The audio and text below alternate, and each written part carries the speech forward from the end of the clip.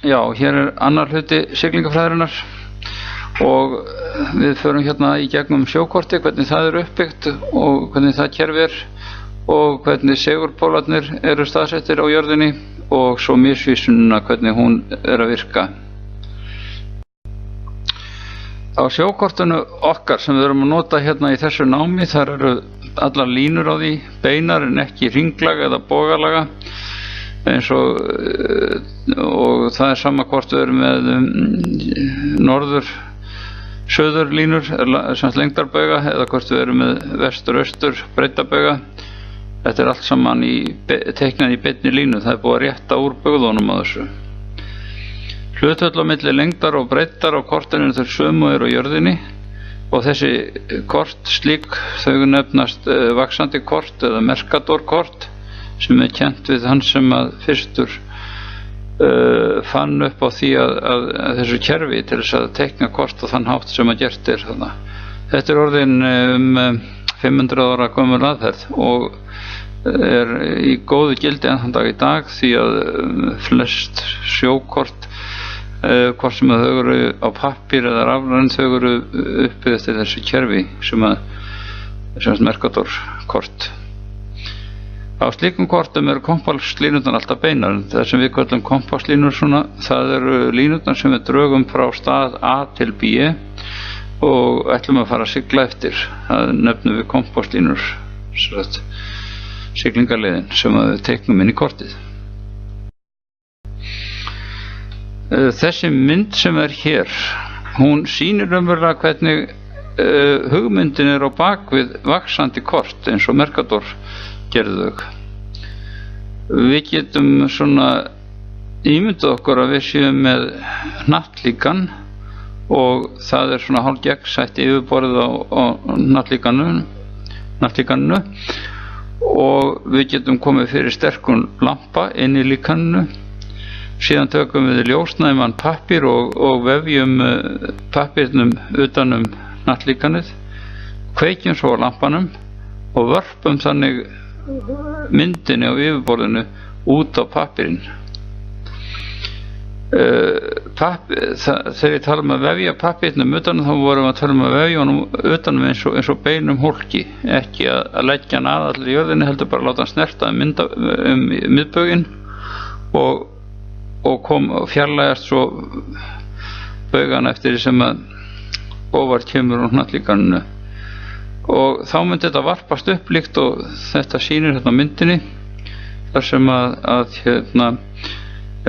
breiddabaugarnir á hnattlíkanu þeir færast lengra upp eftir pappírnum eftir því sem norðar dregur eða lengra dregur frá miðbaug, hvort sem það í norður eða suður.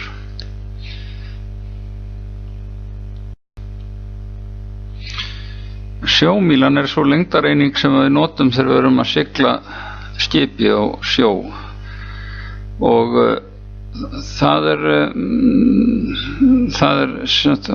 sjómílan hún samsvarar 1 mínútu mældri á lengdarbaug og lengd sjómílunar jafnan talin vera 1852 metrar.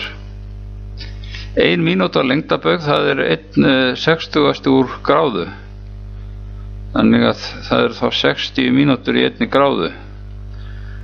Nú, sjómíl alltaf mæld á breiddarkvarðanum sem kompásslínan liggur það að segja við erum alltaf að förum annarkvort í austur eða vestur á kortinu til þess að mæla sjómíluna og mælum það á þeim kvarða en förum ekki upp og niður til að gera það vegna þess að það annar hlutfall á þeim kvarðum á milli lengdabaugana annar hlutfall heldur en á milli breiddabauganna en bilið á milli breiddabauganna það það rétta sem til þess að mæla vegalengdir.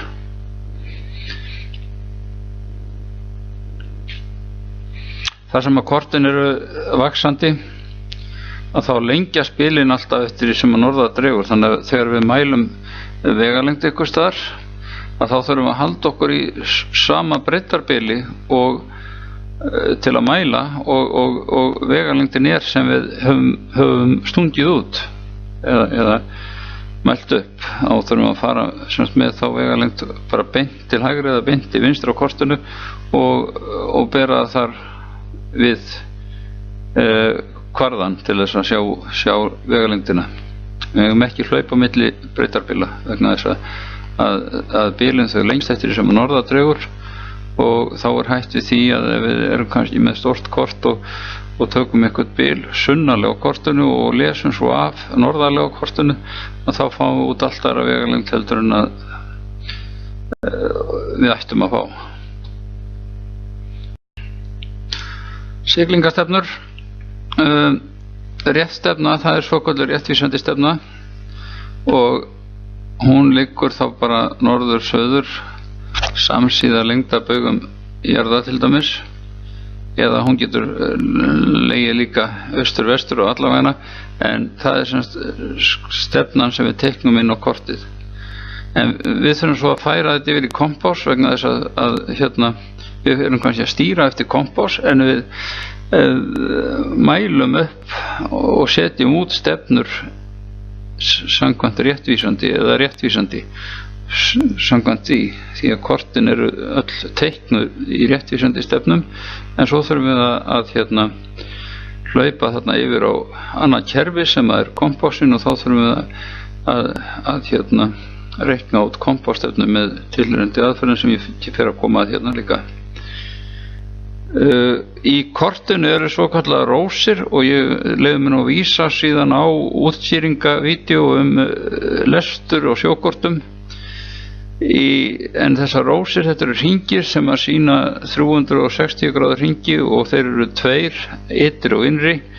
Sá sem að er ytri, hann sýnir alltaf réttastefnur, þar er norður bara beint upp á kortinu til dæmis. En innri hringurinn, innri rósin, hún sýnir þá segulstefnu miðað við þann dag sem að kortið er prentað eða yfirfarið þar. En segulstefnu geta verið svolítið breytilegar, eins og kemur það á eftir. Og til þess að setja stefnur inn í kort þá þarf að nota gráðuhorn, reglustykk og sirkil og blýant, sem eru þá útsetningatækin sem við notum þar. Siglingastefnur og segulstefna. Norðursegulskautið er einnig nefnt bláa skautið, og ótruflaðar segulnálar þar vísa alltaf á segulskautin.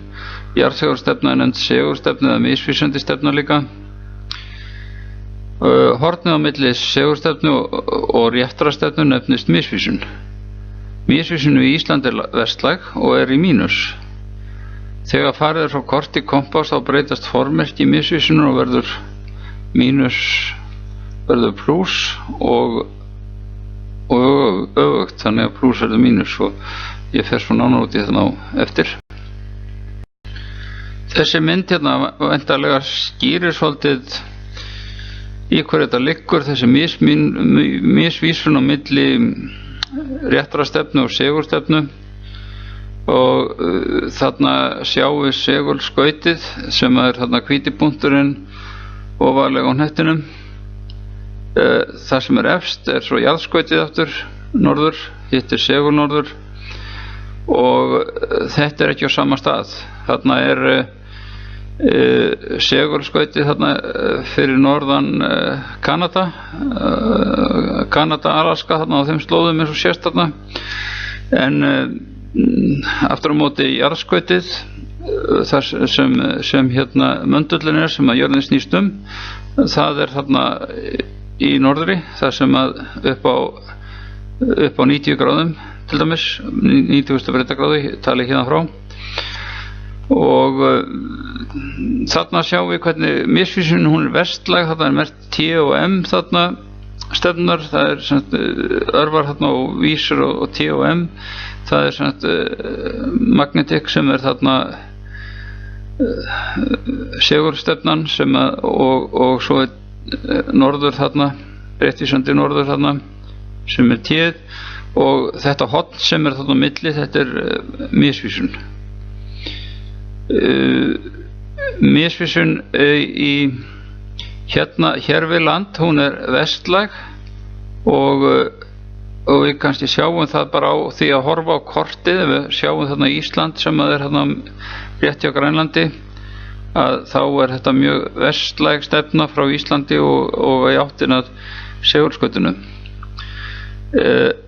En þegar komið þarna í Kyrrahafið, eins og sýnt þarna líka vinstra megin á myndinni, að þá vorum við með austlæga misvísun þar.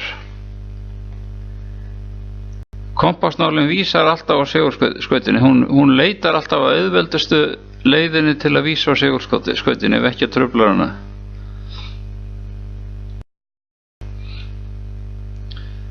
Hér sjáum við svo kort sem að sýnir hvernig misvísuninni háttað hér við land árið 2004. Þetta er frá Raunvísindastofnun Háskólans, en þarna sýnir þetta svona ákveðin belti þar sem að misvísunin og þarna austast eru þetta í 12, það 12 gráður vestur og svo 13, 14, 15, 16, 17, 18, 19 og 20 þarna út af vestfjörðunum og þar 21 þarna vestur á Hala, og þetta belti það liggur svona í skái yfir landið, þannig að til dæmis við horfum á 17 gráðu línuna þarna, að þá misvísunin 17 gráður á þeirri línu eða í því belti á milli 17 og 18 þarna yfir landið. Hún það kannski á Reykjanesi þarna, og hún það líka þarna í Húnaflóanum og norður á Skaga. 19 gráðurnar þarna út á Snæfellsnesi, jöklinum og þar, og svo á vestasta hluta Vestfjarðar, sem dæmis í tekið.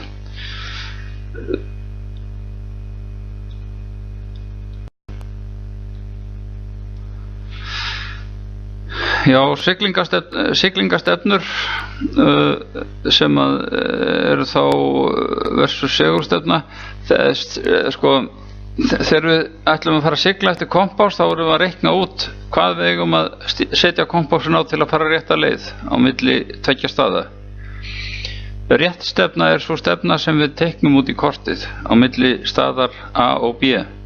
En til þess að sigla það eftir kompás, þá erum við að taka misvísunin í reikningin til þess að geta haft kompásinn þannig réttan og farið eftir honum til þess að fylgja réttu stefnunni. Þannig að við varum til dæmis að sigla frá Keflavík og upp á Akranes í beina línu, að þá myndum við finna réttstefnuna Keflavík, Akranes, og síðan myndum við reikna með misvísuninni og setja kompásinn á þá stefnu sem að þeir útreikninga gefu. Við tölum hérna það við sem fara úr korti kompás, það að segja rétt stefna, það stefnan í kortinu, segurstefnan stefna kompásins. Þegar við förum þessa leið, þá breytast formerkin á misvísuninni þarna. En við gefum okkur það að misvísunin sé alltaf í mínus hér við land. Hún vestlæg og hún stendur í mínus og þannig í grunninn. Og þarna leggst þarlegandi misvísunin við í þessu dæmi, og þá verður þetta 270 pluss 10 sem gerir 280 gráður. Við myndum að setja kompásinn það. Í dæmi 2 þarna segurstefnan gefin upp sem 280, misvísunin 10 aftur og réttstefnan 260. Það erum við að fara úr kompás í kort og þá breytast formerkin ekki. Við erum að fara frá kompásnum, við erum að einhverju siglingu og lesum að kompásnum og síðan það að hann sýnir 280 gráður, og við ætlum að teikna þessa stefnu rétta inn í kortið og þá tökum við misvísunum með inn í reikningin. Hún þá 10 gráður þarna þessari stefnu, og þá myndum við teikna 270 gráður inn í kortið sem væri þá rétt stefna. Truflanir sem verða á kompás vegna áhrifa frá nánasta umhverfis úr bátnum eða öðru, það nefnist segurþekja. Segurþekja í skipum misjöfn. Í járnskipum verulega minni í tréskipum og plastskipum. Þar sem segurþekja þarf að leiðrétta kompásinn. Við erum með segursvið til dæmis í járnskipum stálskipum. Þau geta verið með norður-suðurskaut og þessi skaut geta verið staðsett eftir í hvernig skipið snýr í skipasmíðastöðinni þegar það var byggt. Þannig að ef að það er snúið stefnu og skaut í norður-suður, að þá er norðurskaut í öðru megin og suðurskaut hinum megin. En svo geta þessi skaut verið líka eitthvað staðar út á hlið. Það fer bara alveg eftir í hvernig skipið snýr í. En það sem maður segur sig þarf að leiðrétta kompásinn, og það er ákveðið ferli sem fer í gangi í sambandi við þessar leiðréttingar, því að þá þarf að kalla til kompásréttingamann til þess að mæla upp skipið og mæla upp stefnundar og gera leiðréttingar töflu eða leiðrétta kompásinn eftir hvort að hægt sé að leiðrétta hann alveg eða hvort að þurfa að gera töflu sem að reikna með segulstekjunni.